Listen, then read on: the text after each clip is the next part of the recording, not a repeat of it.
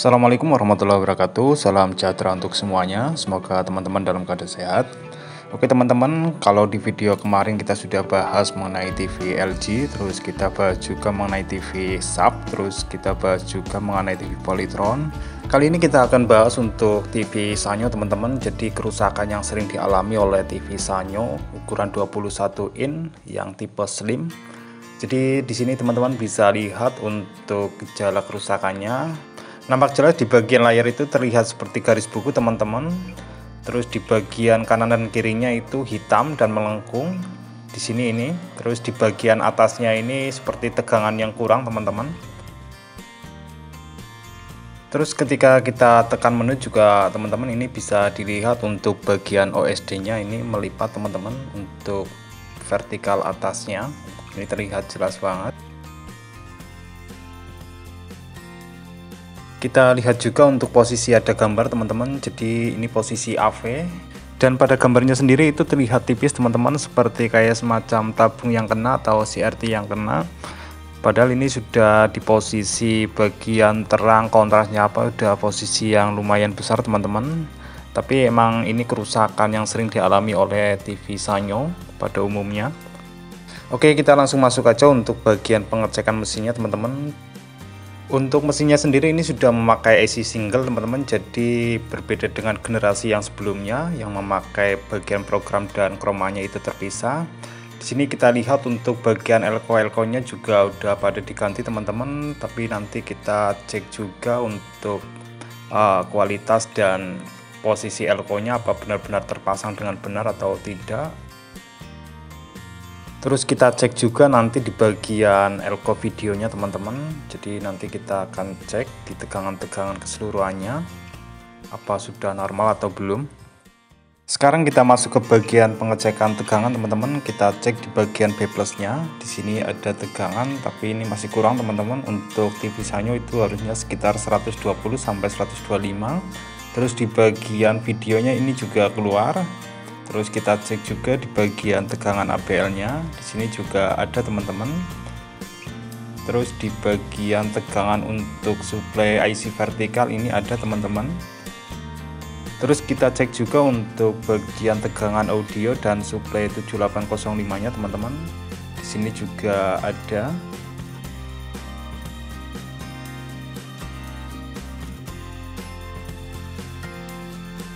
Selanjutnya akan saya coba urus untuk bagian elko-elkonya dulu teman-teman. Jadi di sini ada elko yang terlihat mencurigakan, entah itu bagian tutupnya saja yang menggelembung atau dalamnya. Nanti kita bisa cek. Soalnya ini untuk tegangan B plusnya ini masih kurang. Jadi biasanya itu di bagian elkonya itu ada yang kering salah satu atau bagian yang lain.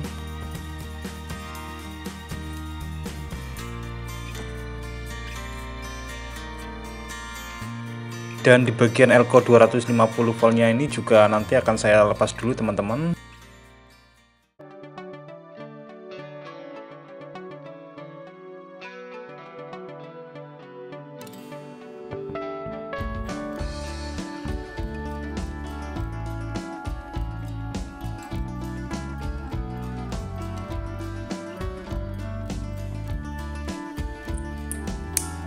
Untuk elko yang bagian ini aman teman-teman, jadi kita lanjut untuk cek di elko yang 250 voltnya.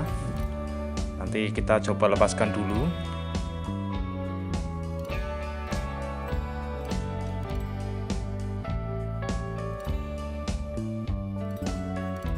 Dan ternyata untuk elko yang 250 voltnya ini kering teman-teman, jadi ini penyebab untuk tegangan B plusnya itu drop.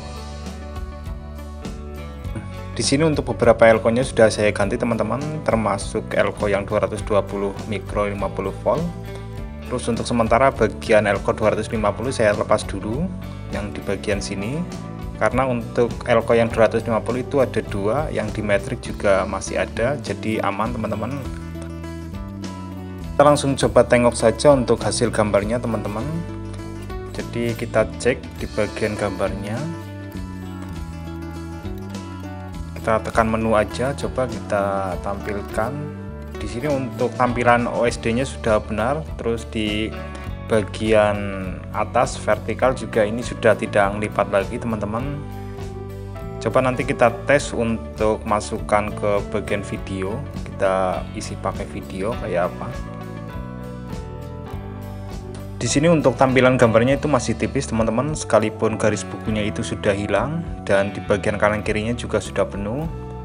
Padahal kalau kita cek untuk bagian OSD-nya itu terlihat normal, jadi kita nanti akan cari apa penyebab dari gambar tipis ini.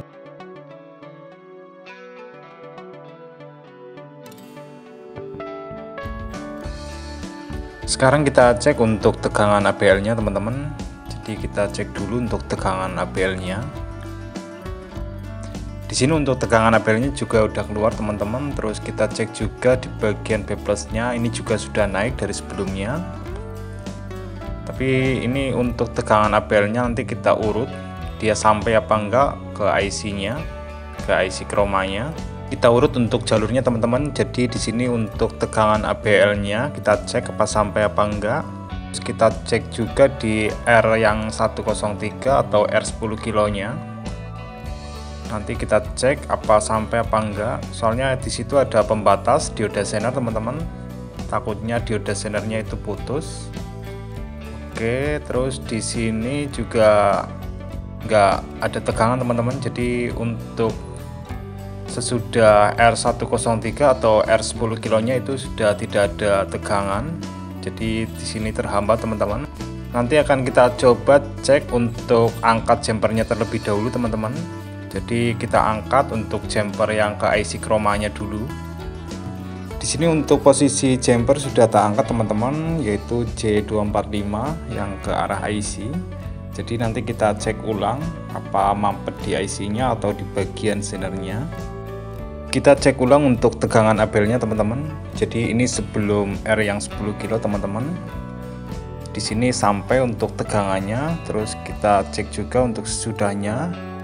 Di sini untuk tegangannya cuma 0,56 teman-teman. Jadi ini sangat kecil sekali.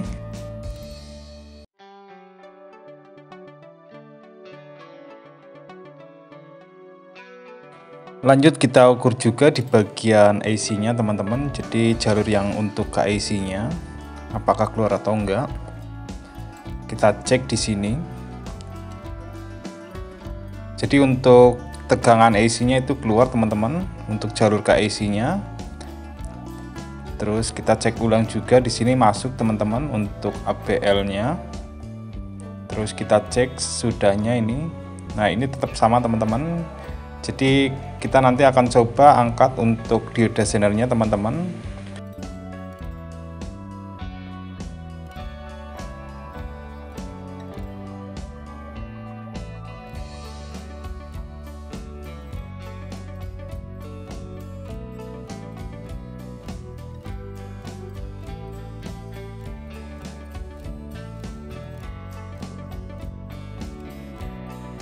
Setelah kita angkat untuk dioda zenernya, nanti kita akan cek ulang teman-teman. Jadi biar teman-teman itu tahu step by step untuk sistem kerja ABL-nya. Jadi di sini untuk tegangannya keluar teman-teman. Jadi ini belum disambungkan untuk ke arah IC ya teman-teman. Jadi jangan disambungkan dulu. Jadi kita pastikan dulu untuk tegangannya itu benar-benar sampai ke bagian R yang 10 kilonya teman-teman.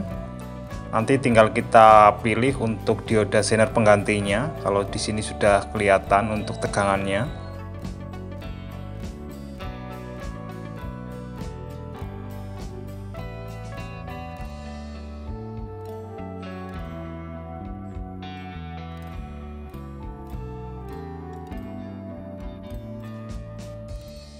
Oke teman-teman, kita lanjut di bagian dioda zenernya. Jadi di sini saya memakai dioda zener 6V2 atau 6,2 volt. Jadi ini posisi sudah terpasang teman-teman, kita tinggal cek untuk tegangannya.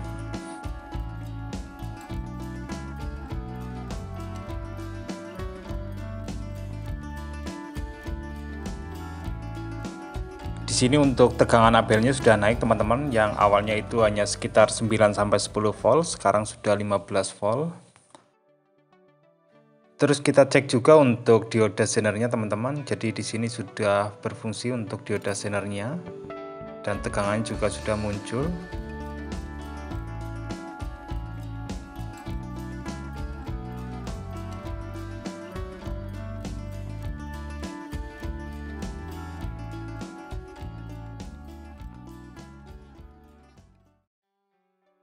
Dan kita cek juga untuk tegangan di jalur IC-nya teman-teman.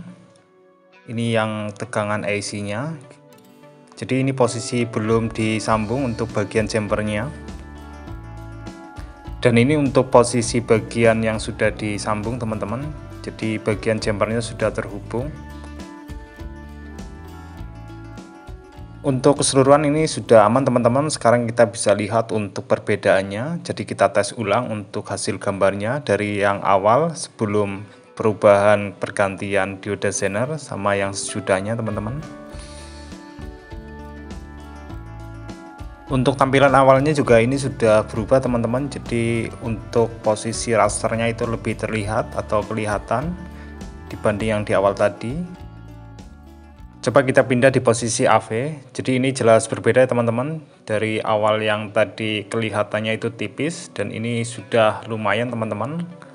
Demikian untuk video kali ini teman-teman. Mudah-mudahan video ini bisa bermanfaat untuk teman-teman semua. Sampai ketemu di lain kesempatan. Wassalamualaikum warahmatullahi wabarakatuh.